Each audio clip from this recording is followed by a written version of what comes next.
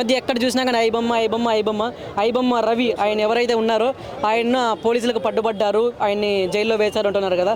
So okay, ఆయనకు ఉన్న problems వల్ల లేక అదొక ఫ్యాంటసీ అంట, ఫస్ట్ టైమే చూడాలి లేక ఆయన చేసింది అయితే తప్పే. కానీ ఒక ఇంటర్ పాస్ అయిన వ్యక్తి ఇంత నాలెడ్జ్ తెచ్చుకొని యూట్యూబ్లో చూసి అక్కడ ఇక్కడ నేర్చుకొని ఇంత నాలెడ్జ్ తెచ్చుకొని అంతా ఒక హ్యాక్ చేసి పెద్ద పెద్ద వెబ్సైట్లని హ్యాక్ చేసి ఇంత చేస్తున్నాడే, మరి అతను చేసింది అయితే తప్పే. వాళ్ళ నాన్నగారు ఫ్యామిలీ కూడా ఒప్పుకున్నారు చేసింది తప్పే అనేసి.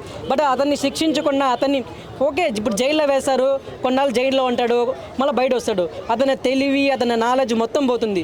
సో అది ఒక దేశానికి వాడుకునేట్టుగా యూజ్ అయ్యేట్టుగా వాడుకున్నామంటే పాకిస్తాన్ వాళ్ళు బయట దేశాలు వాళ్ళు చాలామంది ఉన్నారు కదా, వాళ్ళతో ధీటుగా వాళ్ళ వెబ్సైట్లని ధీటుగా పెట్టుకొని ఎక్కడెక్కడ ఉగ్రవాదులు ఉన్నారు వాళ్ళని పట్టుకునేట్టుగా అట్లా ఈ తెలివిని మంచిగా మార్చుకొని తనకు ఒక మోటివేషన్ లాగా ఇచ్చి ఒక ఛాన్స్ ఇస్తే బాగుంటుంది అనిపిస్తుంది. మరి బయటకు వచ్చాక మళ్ళీ వేరే వెబ్సైట్ ఓపెన్ చేస్తే చెప్తున్నాను కదా, అతనికి ఒక ఛాన్స్ ఇస్తే మళ్ళీ వదిలేయకూడదు, లేక అతను గవర్నమెంట్ కంట్రోల్లో ఉండాలి, మంచిగా వాడుకోవాలి.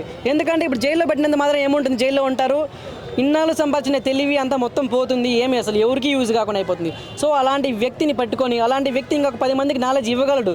ఒక ఇంటర్ పాస్ అయిన వ్యక్తి అంత నేర్చుకున్నాడంటే మరి ఇంకా వేరే వాళ్ళని తయారు చేయగలడు, ఇంకా ఎక్కువ సంపాదించగలడు తెలివి. సో అలాంటి వ్యక్తిని మంచి విషయాలుగా వాడుకున్నాము, దేశం కోసం వాడుకున్నామంటే ఖచ్చితంగా మన దేశం కూడా ముందుకు వెళ్తుంది.